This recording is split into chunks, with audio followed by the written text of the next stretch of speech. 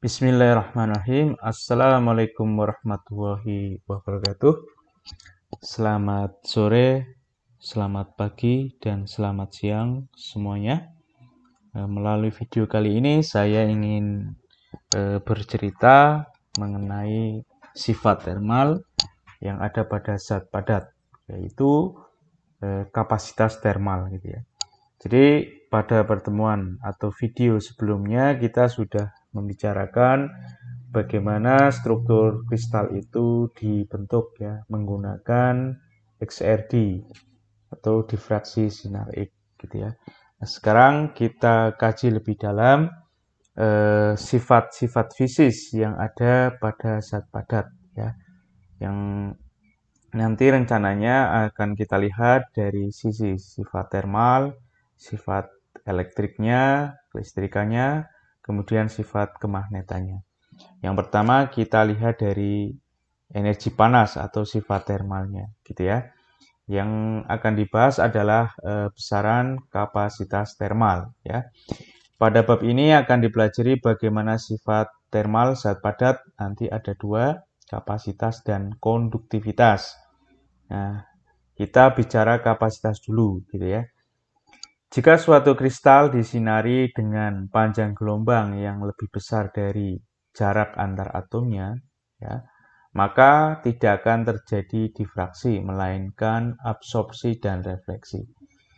Kita tahu bahwa kemarin kalau dalam percobaan XRD menentukan struktur kristal, itu sinar yang ditembakkan itu adalah sinar X gitu ya, di mana sinar X itu memiliki panjang gelombang yang setara dengan jarak antar atomnya. Maka apa yang terjadi ketika ada panjang gelombang atau sinar yang memiliki panjang gelombang yang nilainya panjang gelombangnya setara dengan jarak antar atomnya, maka akan terjadi difraksi, pembelokan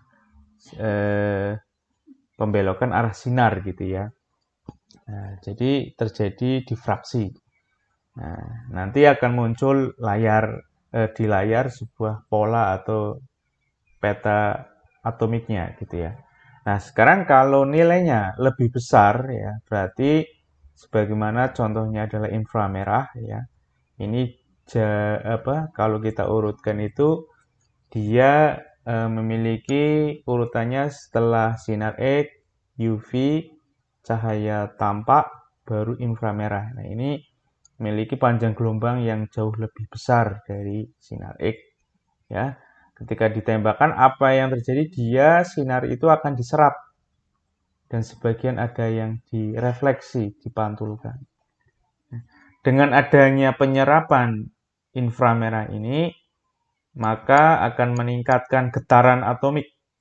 Ya, seperti yang kita tahu bahwa material zat padat itu tersusun dari atom, ya, material atau partikel terkecil, ya.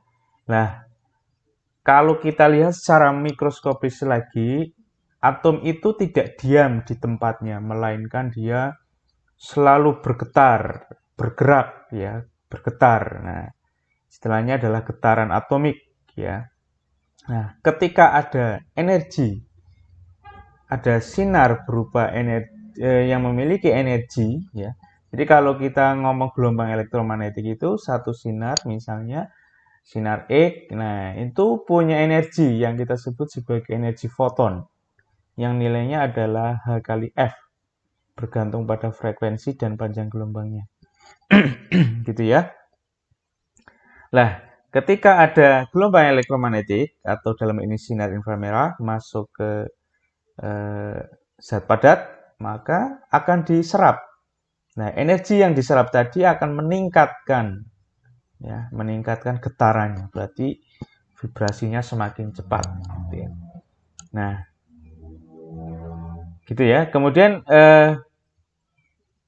energi yang diakibatkan getaran ini sangat berperan dalam menentukan sifat termalnya, gitu ya.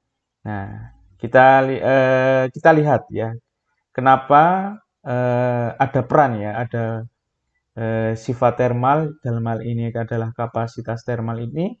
Kenapa bisa bergantung pada energi ya? Karena apa? Kalau kita berbicara kapasitas termal itu didefinisikan seperti ini, ya. Energi tiap satuan suhu. Jadi energi yang ada di dalam atomik itu, ya, ke dalam zat padat itu tiap suhu itu yang kita sebut sebagai kapasitas, atau bisa dikatakan energi yang dibutuhkan, ya, didefinisikan sebagai energi yang dibutuhkan setiap materi untuk meningkatkan 1 derajat suhunya. Jadi kalau 1 derajat itu butuh energi berapa? Itu yang kita sebut sebagai kapasitas termal. Nah, di sini ada simbol V, berarti kapasitas ketika dijaga volumenya. Ya, kita tahu bahwa zat padat ini volumenya dalam keadaan tetap, gitu ya. Nah, ini kita kondisikan kapasitas pada volume tetap, ya. Nah, kemudian ada pembahasan di sini, ada beberapa teori mengenai kapasitas termal. Ada 3 ilmuwan yang menyorot ini. Yang pertama adalah teori dari Dulong dan Petit, istilahnya adalah Dulong Petit, ini adalah teori klasik. Kemudian ada teori dari Einstein, Einstein juga nanti berpendapat mengenai kapasitas termal. Kemudian yang terakhir adalah teorinya si Debye. Ya, kita lihat satu persatu dulu. Teori Dulong Petit atau istilahnya adalah pembahasan mengenai teori fisika klasik. Ya, nah, jadi atom ini bergetar dalam 3 dimensi atau 3 derajat kebebasan, ya. Jadi kalau kita bayangkan atom itu bervibrasi, bergetar melalui 3 sumbu, sumbu X, sumbu Y, dan sumbu Z, gitu ya.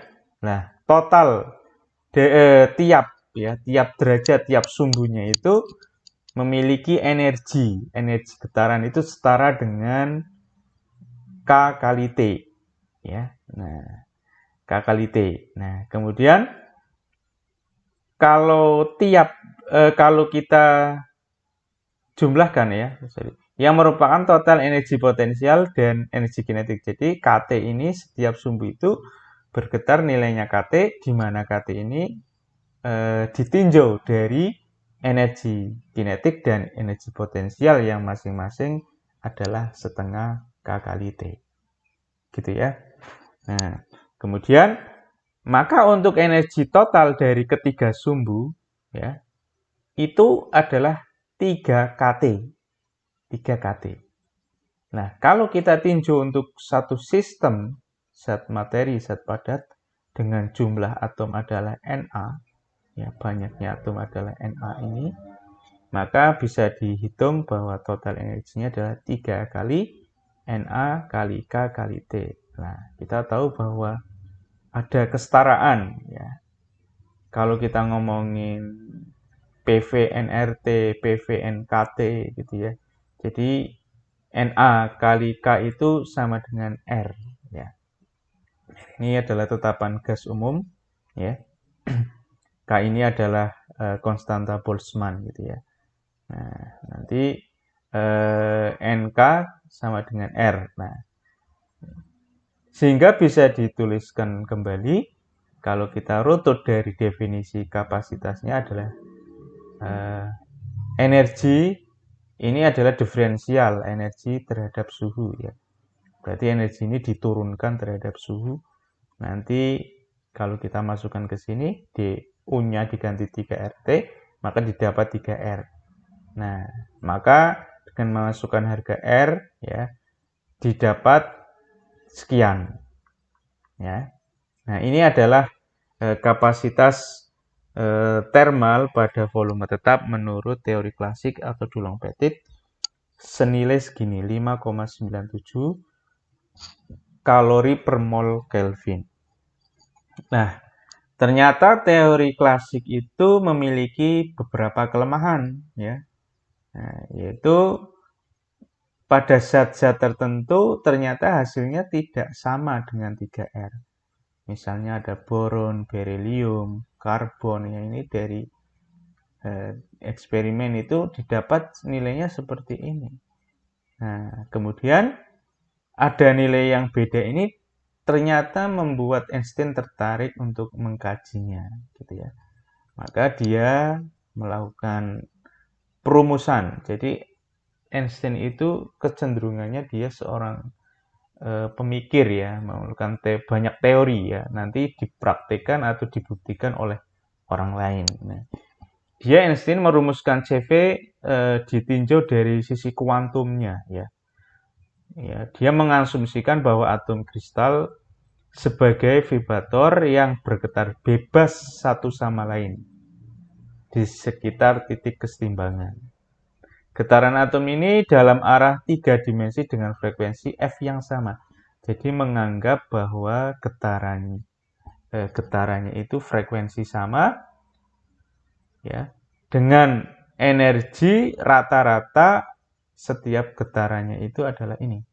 E0 per epsilon, bukan epsilon, E ya, bilangan natural E pangkat energi per kT min 1.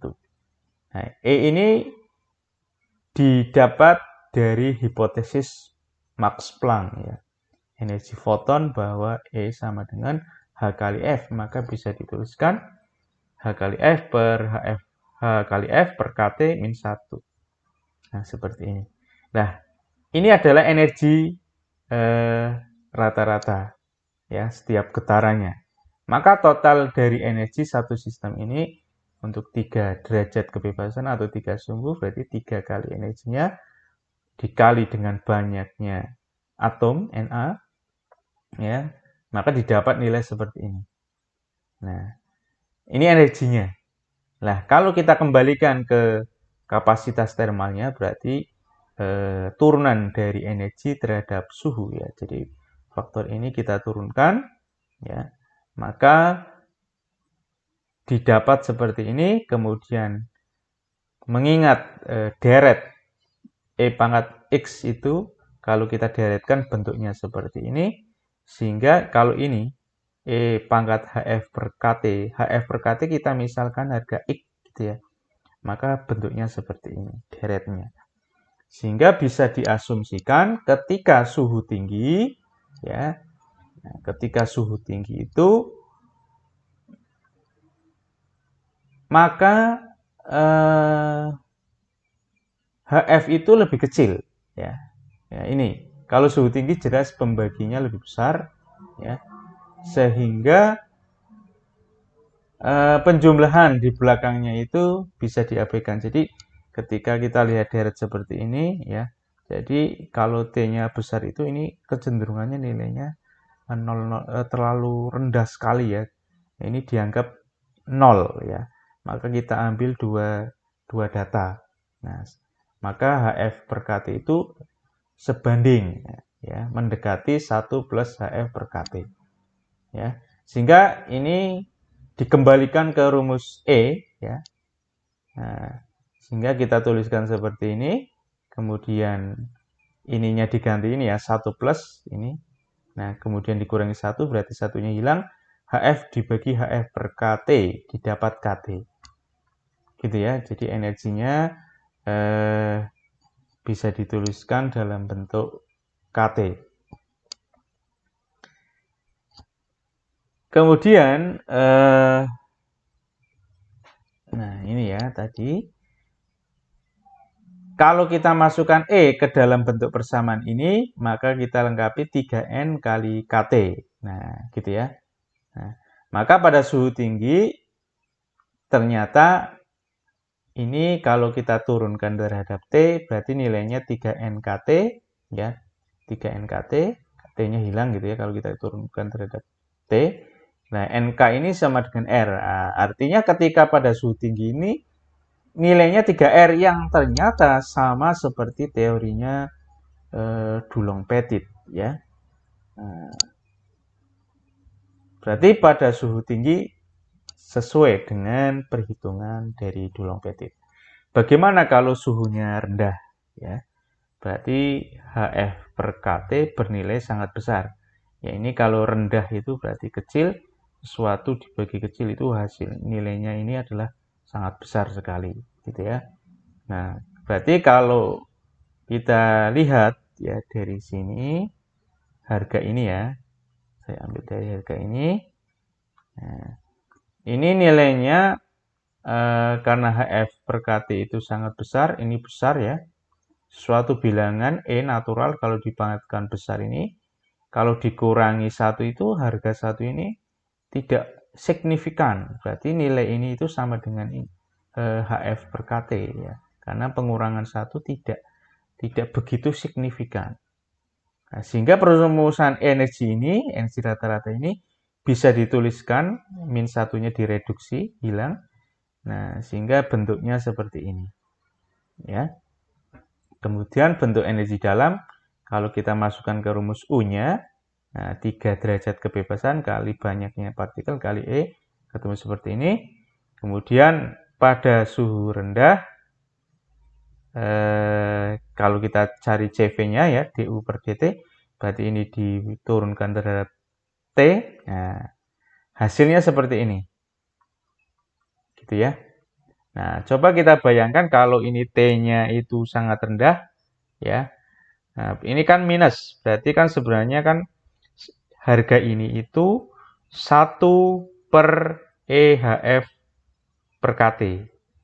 Nah, padahal HF per KT itu nilainya sangat besar sekali ya. Nah, berarti 1 per 1 juta misalnya. Berarti kalau 1 bagi 1 juta kurang lebih kan 0,0000. Nah, artinya ini nilai ini itu sangat rendah sekali atau mendekati 0. Ya. Nah, ternyata pada suhu rendah itu mendekati 0. Nah, hasil rumusan Einstein ini mengenai kapasitas thermal pada suhu rendah jawabannya mendekati 0. Ya. Nah, ketika ini dibuktikan oleh seorang ilmuwan yang bernama Nernst menunjukkan bahwa pada suhu rendah itu ternyata CV-nya itu setara atau sebanding dengan suhunya pangkat 3. Nah, jadi dari plotting grafik itu ternyata membentuk ini. Eksperimen ini yang merah. Ini teorinya Einstein. Nah, ini yang merah. Ternyata membentuk T pangkat 3, bentuk eksponensial kayak gini. Nah, berarti ini yang menjadikan kelemahan Einstein ya. Jadi tidak sama pada hasil eksperimen pada suhu rendah. Nah, gejala seperti ini atau kelemahan seperti ini kemudian membuat Debye tertarik untuk mengkaji. Kemudian dia membuat suatu atau memperbaiki kelemahan dari Einstein. Dia mengasumsikan bahwa titik-titik kesetimbangan atom kristal itu seolah-olah dihubungkan oleh pegas. Jadi karena dia bergetar itu kan berarti ada titik kesetimbangan. Nah, titik kesetimbangan itu seolah-olah itu menjadi satu rangkaian titik-titik kesetimbangan. Kalau kita lihat satu atom itu satu kotak itu ya, satu sederetan atom-atom yang banyak. Nah, itu titik-titik kesetimbangan itu terangkai. Jadi kalau dia bergetar, semuanya bergetar. Nah, kayak gitu. Nah, ini sehingga getarannya terikat oleh pegas, ibaratnya gitu. Jadi bisa dikatakan jika ada gangguan dalam arah tertentu, maka atom akan menyebabkan keseluruhan sistem bola itu bergetar. Aspek inilah yang dilewatkan oleh Einstein ya. Kemudian dari ini dikaji, dengan kata lain, Debye merumuskan kapasitas thermal zat padat dengan memandang vibratornya atau atom yang bergetar itu benar-benar bergetar dalam suatu rangkaian. Rangkaian tersebut dapat bergetar secara transversal. Transversal itu arah getaran dan rambatannya itu tegak lurus. Kalau longitudinal, arah getaran dan rambatannya searah. Nah, Debye menganggap zat padat sebagai benda yang elastis kontinu. Bila kristal mengandung sejumlah N atom, maka dalam 3 dimensi, maka didapat 3 kali N. Ya. Osilasinya akan mempunyai 3 kali N banyaknya atom. Masing-masing vibrasi memiliki frekuensi tertentu. Nah, ini juga yang membedakan. Tadi Einstein mengatakan bahwa setiap vibrasi memiliki frekuensi yang sama. Nah, ini lebih kompleks lagi, lebih mendalam lagi kajiannya, di mana dalam getaran masing-masing atom ini memiliki frekuensi getar yang berbeda. Berarti ini tinjauannya lebih detail. Hal ini karena energi dalam suatu zat padat dapat dianggap berada dalam gelombang elastis tetap. Seperti halnya gelombang elektromagnetik dalam rongga mempunyai energi kuantum.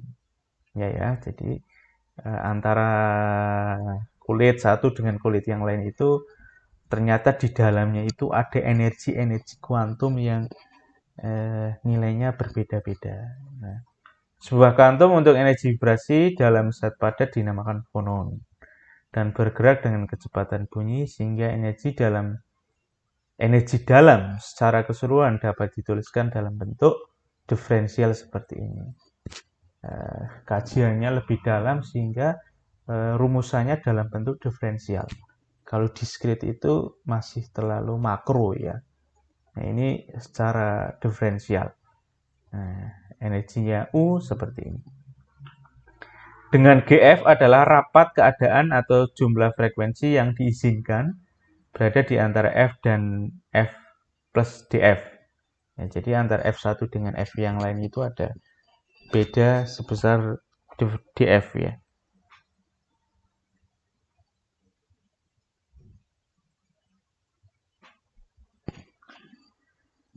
Nah, pemikiran ini didasarkan pada kenyataan bahwa ragam frekuensi dalam kita sesuai dengan rambatan gelombang bunyi ya merupakan gelombang elastis atau gelombang berdiri di mana GF ini setara dengan 4pi F kuadrat per V pangkat 3. Kemudian Debye juga mempunyai postulat dalam hal ini frekuensi osilasi maksimum, jadi punya frekuensi tertinggi maksimumnya kita sebut sebagai Fd, sehingga nanti dalam perumusan integral ini selangnya antara 0 sampai frekuensi tertinggi ya atau Fd ini. Nah, ini karena jumlah keseluruhan frekuensi tidak melebihi dari 3n, maka integrasi ini harus sama dengan 3n gitu ya. Nah, kalau kita masukkan GF ke dalam rumus ini, persamaan ini didapat seperti ini. Kalau kita integrasikan berarti ini F-nya jadi 3 pangkat 3 kemudian dibagi 3 ya. Jadi 4pi F pangkat 3 per 3. F-nya sudah menjadi maksimum 3D. Sehingga kalau kita cari F pangkat 3-nya didapat seperti ini. Dan punya hubungan 4pi per V pangkat 3, 9n per F pangkat 3. Nah, nilai ini kalau kita masukkan ke dalam rumus U, ya, GF ini kita masukkan. Nah, kemudian ada 4pi per V pangkat 3, 4pi V pangkat 3, diganti dengan 9 per F pangkat 3. Ya, ini jadinya. Nah, kemudian kalau ini kita turunkan, nah, didapat seperti ini. Dengan mengasumsikan bahwa ya dengan X itu adalah HF per KT. Dengan demikian F sama dengan KT per H kali X. Kalau ini diturunkan DF, berarti DF ini turunkan DX. Kalau kita diferensialkan DF KT per H DX ini ya. Kalau X kali T kita sebut sebagai theta, temperatur Debye, maka HF per K itu adalah theta. Nah, gitu ya. Kemudian ketemu bentuk lain dalam bentuk ini theta ya, temperatur Debye. Kemudian kalau kita masukkan ke CV-nya ya du per dt, di rumus tadi ini yang dalam bentuk theta kita masukkan diturunkan terhadap T. Nah, ini akan ketemu bentuk parsial ya. Nah, seperti ini. Kemudian dilanjut pada suhu tinggi. Nah, kalau suhu tinggi berarti kita asumsikan harga ini theta per T itu sangat kecil ya. Nah, sangat kecil. Dan harga X-nya HF per KT karena T-nya suhu tinggi berarti nilai X-nya juga kecil. Sehingga dari rumusan ini ini ya, kita mengingat juga bahwa E pangkat X deretnya seperti ini. Didapat hasil akhirnya adalah CV sama dengan 3R ya. Ini saya skip ya, biar nggak terlalu banyak. Nanti bisa Anda dicoba buktikan ya, kalau Anda punya waktu luang. Jadi nanti CV ini sama dengan 3R. Nah, berarti pada suhu tinggi ini hasilnya sama seperti teori klasik ya. Nah, sekarang bagaimana suhu rendahnya? Ini menurut Einstein bahwa suhu rendah itu CV-nya mendekati 0. Nah, sekarang kalau kita lihat, nah, theta per T ya, pada suhu rendah, T-nya rendah, berarti nilainya ini sangat besar sekali. Sehingga ini juga besar ya. Nah, maka integrasi X pangkat 3 per E pangkat X min 1 juga setara seperti ini. Nah, didapat dari perhitungannya, dari ini ya, keadaan ini. Nah, maka didapat ini harganya. CV sama dengan 12R pi pangkat 4 per 5 theta pangkat 3 kali T pangkat 3. Nah, ini sudah nampak bahwa ada CV sebanding dengan T pangkat 3. Berarti ini secara teoritik sudah membuktikan ya bahwa sudah sama dengan hasil eksperimennya NERD. Ya. Nah, jadi seperti ini. Dengan demikian teori Debye pada suhu rendah dapat membuktikan bahwa CV sebanding dengan T pangkat 3 sesuai dengan eksperimen yang dilakukan oleh NERD. Nah, ini. Gitu ya. Oke, jadi sudah dibuktikan ya dari 3 ilmuwan itu memiliki pandangan-pandangan yang berbeda. Kalau kitanya mana sih yang sesuai? Ya tentu saja yang sesuai adalah yang berdasarkan teori dan eksperimen itu memiliki hasil yang ada kemiripan atau sama. Gitu ya. Mungkin itu saja yang dapat saya berikan mengenai sifat termal pada zat padat ya. Kapasitas termal ya. Sekian dari saya, semoga menambah wawasan kepada Anda semua. Assalamualaikum warahmatullahi wabarakatuh.